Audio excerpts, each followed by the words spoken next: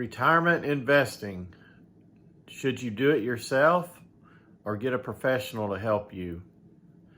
So the topic of today's video is one that I think is something that as you get closer to retirement or in retirement, it becomes a very important decision to make sure that you're getting the proper advice. Now, that could be you feeling comfortable enough to research and make those decisions about your finances, investment finances, or you may choose that you need some help to do that.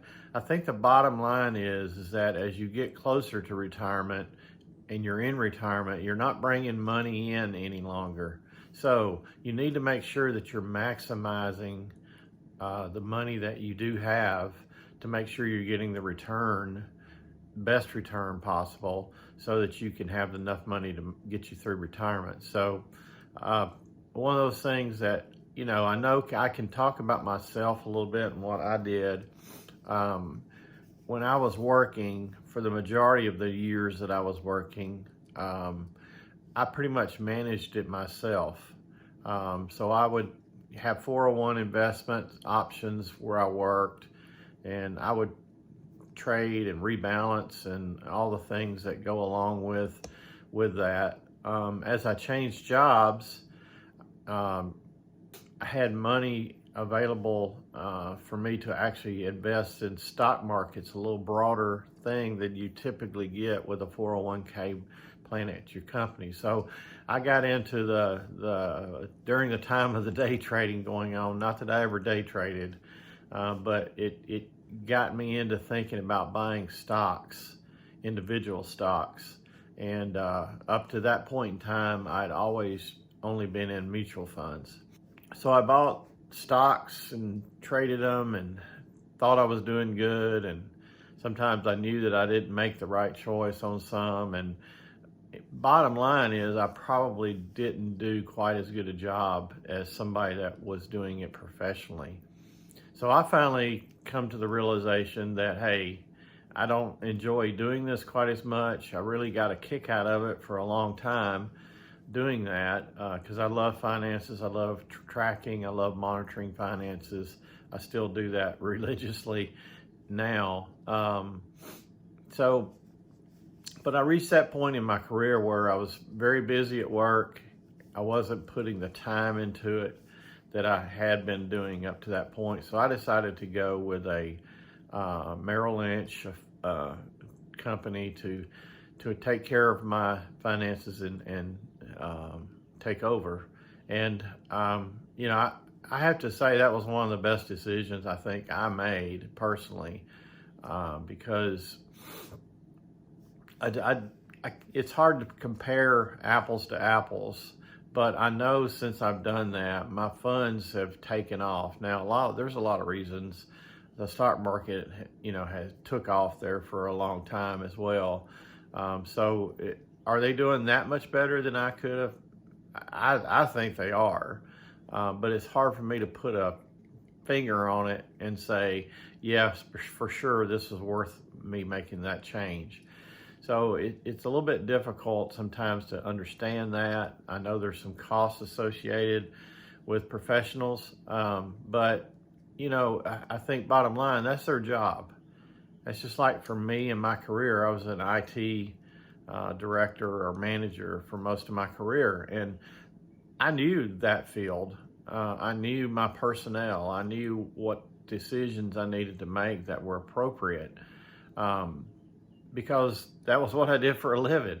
So these financial advisors are the same type from the standpoint that that's what they do for their living. So they should know more than me. And I think they make the right decisions in most cases that will affect us. Now, I want to say this. It's very important to find one that you feel totally comfortable with and totally confident about.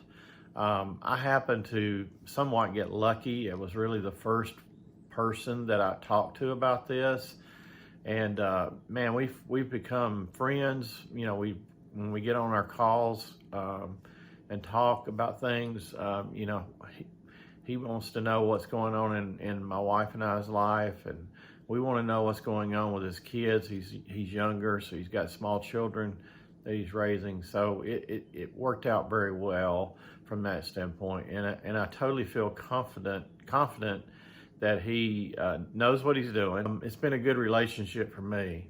Now, one thing I did in researching for this video, I went and tried to get a lot of statistics, and I've got a piece of paper here to cheat a little bit because I can't remember everything anymore like I used to be able to. So I'm going to look down some. I apologize for that. I'm taking my eyes off the camera. I know that's not what you're supposed to do, but I'm going to follow up with some of these statistics. So a 2022 Northwestern Mutual study found that only 35% of people use a financial advisor for their investing. Now, I can't say that I think that that's a low number at all, because I know in my small circle of people that I talk to that are retired or family that's still accumulating but planning for the future. I don't know many that do use a financial advisor. A lot of people are like me, what I did, especially if you're still working, you're still doing the investing yourself. I only know a couple people that are using a financial advisor.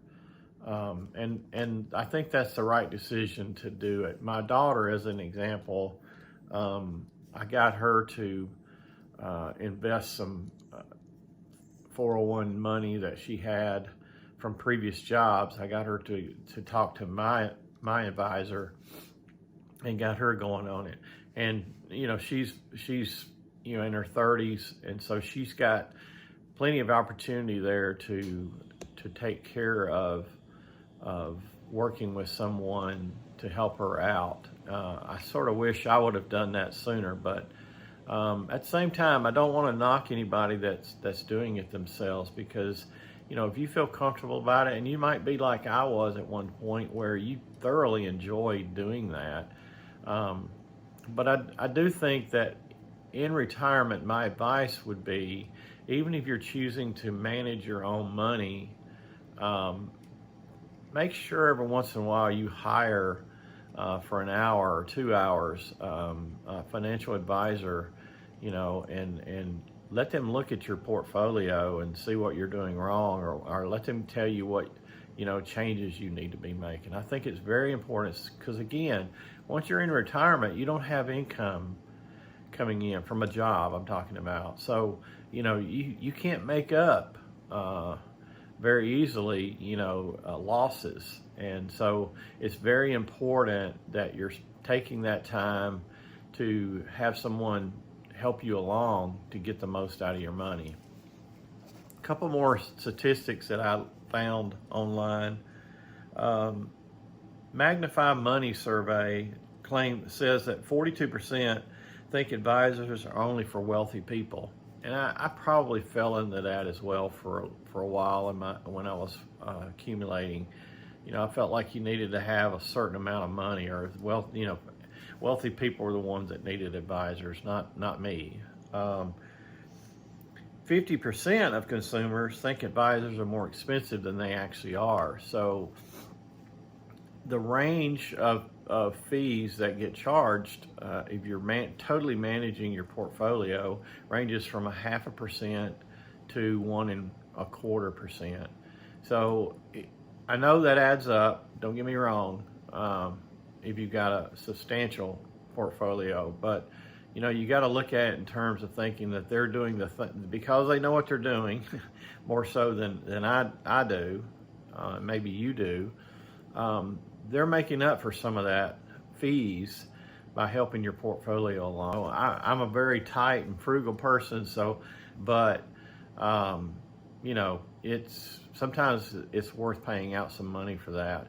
And I definitely encourage people to, if you don't want to turn it over completely to an advisor, make sure you're meeting once a year or 6 months or something, enough to where you're doing the right thing for your own self. So a couple other stats that I've found: 95% of the people who are using an advisor say that they're worth it. And I fall into that. I do think that, it takes such a burden off me, for one thing, not feeling like, oh man, I'm missing out on something because I'm not in this fund or that fund. And am I rebalancing, soon enough to get my accounts back set the way they need to be. So it takes all that worry off. They're doing their job. 61% who use an advisor pay less than $3,000 in fees a year. So $3,000 is still $3,000. That's still a lot of money to me. But at the same time, how quickly can they maybe make up for that $3,000, in investing the way that they see the trends in the market. They know some information that probably I don't know. So I think it's well worth that. So I know that's a sum of money, but at the same time, I think that's something that it's well worth it in the long run. 57% people without an advisor, 57% say they do it because they feel like they can do a better job in managing their money. Now that one there might be, I don't know if I think that they're doing a better job, but they enjoy doing it. I think it's probably more so, and I get that. I enjoyed the crap out of it myself at one time. So I think it's very important for people to do it themselves. Nothing wrong with that. Just make sure that you're doing the right things and rebalancing. You're keeping your 60-40 split, if that's what you think is the right mix for you. 60% stock, 40% bonds. Just make sure that you're staying in alignment and not risking everything too much out there. So in closing, I just want to ask that hopefully you found something in this video that makes a little bit of sense and you are willing to subscribe to my channel. I'm definitely trying to still grow my channel, so I'm very, very small. So I need all the help I can get. So please please hit the notify button if you so choose to see my upcoming videos. But subscribe and comments is another thing that I would really like to get from people to help me grow my channel and understand how I can do a better job. So until next time, this is Jeff, the Retired Farm Boy, signing out.